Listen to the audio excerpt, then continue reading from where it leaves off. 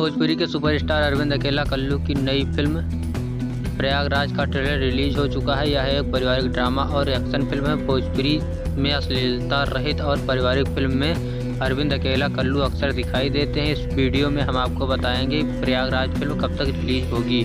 इस वीडियो को लास्ट तक देखें, तभी आप जान पाएंगे कि यह फिल्म कब रिलीज की जाएगी। नमस्कार, आदाब, मैं हूं Manish Mishra.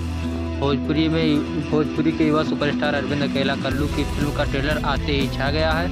Web music Bhojpuri YouTube channel पर रिलीज किया गया है। इसका ट्रेलर काफ़ी तेज़ी से वायरल हो रहा है। इस फिल्म में अरविंद अकेला कल्लू, यामिनी सिंह, अवधेश मिश्रा, देव सिंह, अमित शुक्ला, गोपाल राय, अनीता रावत, अमित यादव, ज्योति पांडे दिखाई दे रहे हैं। फिल्म के निर्माता इंद्र प्रकाश यादव और निर्देशक हैं चंदन उपाध्याय जी।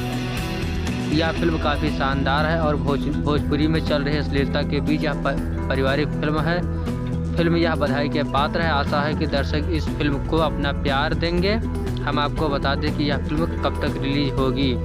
तो हम आपको बता दें कि यह फिल्म अभी तक ऑफिशियल जानकारी नहीं मिली। जानकारी मिलते हैं हम आप लोगों को बताएंगे। धन्यवाद।